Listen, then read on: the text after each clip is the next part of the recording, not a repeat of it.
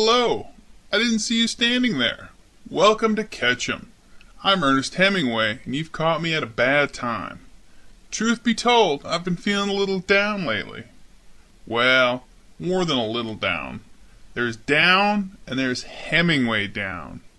It seems as though I will soon be suffering a case of lead poisoning. Well, pick up a paper tomorrow. It's sort of a Hemingway family tradition. Anywho, I suppose I should give you some backstory. I was born Ernest Miller Hemingway in Oak Park, Illinois on July 21st, 1899, the first son of Clarence and Grace Hemingway. I found Oak Park to have wide lawns and narrow mines.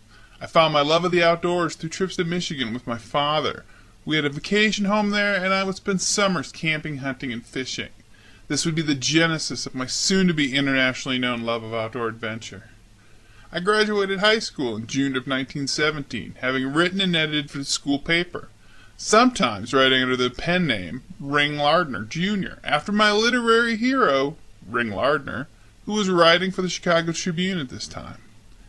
After high school, I skipped college and began writing for the Kansas City Star, but only for about 6 months. It was here that I learned the Star's style guide, a guide that would come to define my writing style. Use short sentences. Use short first paragraphs. Use vigorous English. Be positive, not negative. From there, I went to enlist in World War I, where I failed the medical exam due to my poor vision. I joined the Red Cross Ambulance Corps instead. It was there in Europe my death fixation went from a passing interest to a career move.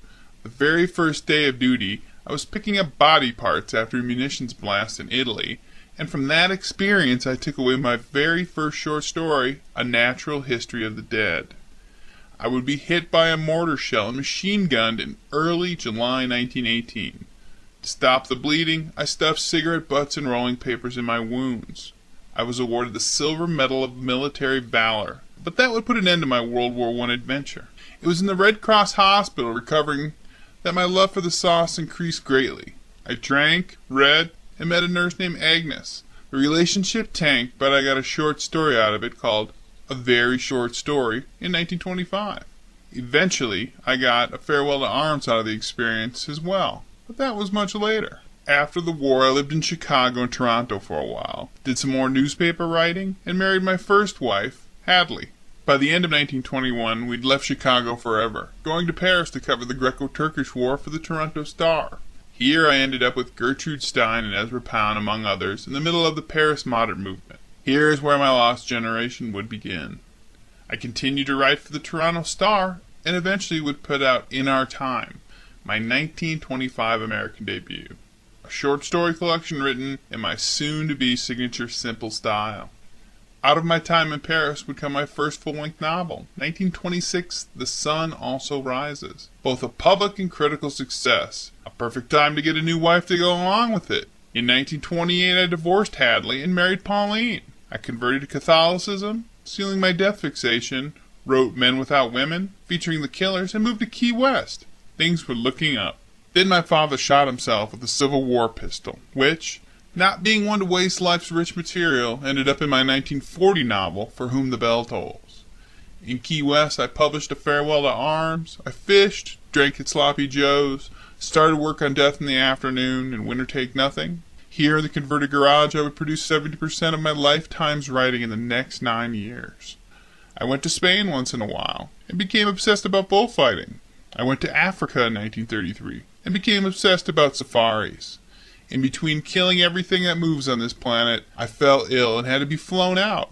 Not wanting to waste anything once again, this would become the snows of Kilimanjaro. I would squeeze out the green hills of Africa and the short and happy life of Francis McComber from that trip. I would forever become synonymous with Africa and safaris as a result of this trip. I went to the Bahamas from 1935 to 1937 to fish and to work on To Have and Have Not, but mostly to fish. I took some more trips to Spain, hung out with Spanish Republican sympathizers. They lost, so I left Spain. But I got For Whom the Bell Tolls out of it, one of my most famous books. I then left Key West, and my wife, and married Martha a few weeks later. Then World War II started. I hunted submarines in the Caribbean for a while and then went to Europe as a correspondent. I hung around Europe and then, 4 years later, divorced my wife. I got married again. I lived in Cuba, met Castro, and wrote standing up. Or at least that's what I told Plimpton. It was a long, dry 10 years for someone as famously insecure of my talent as I was. Anxiety-ridden and hitting the sauce harder than ever before, I finally published Across the River and Into the Trees, which, between you and me, was not very good. I was rightly accused of being tasteless, stylistically inept, and filled with sentimentality. Guilty as charged. But I followed it up a few years later with The Old Man and the Sea. First published in Life magazine, it sold over 5 million copies before it was even ever published in book form. It was written in my simple style, narrowly focusing on 2 main characters with everything else left to the blurry shadows. It was a huge success, but some felt that it was just weak and boring. Those same people felt that I had been coasting far too long, and when it was time for me to receive the Nobel Peace Prize for Literature for The Old Man and the Sea, they said it was more of an award for the body of my work than this specific book. But the overall success, the restoration of my international reputation, would go far to keep the gun out of my mouth for at least another 10 years. In 1954, I went back to Africa, and things went from bad to worse. I was in not 1, but 2 plane crashes. I lost vision in one eye, hearing in another, paralysis of my spine, crushed vertebrae, ruptured liver, spleen, kidney damage, and first-degree burns on my face, arms, and leg. Some newspapers reported me dead. A month later, I was burned again in a bushfire and was unable to go to Stockholm to accept my Nobel Peace Prize. I drank, published old manuscripts, fell into a deeper depression, and drank some more. I published in a magazine or 2, but little else. I came here to Ketchum to get treatment for my high blood pressure, manic depression, and liver problems. I received shock treatment and had memory loss. So here I am in Ketchum, half crazed, half dying, drunk and depressed. But on the bright side, I just purchased a nice Boston Company shotgun from Abercrombie & Finch.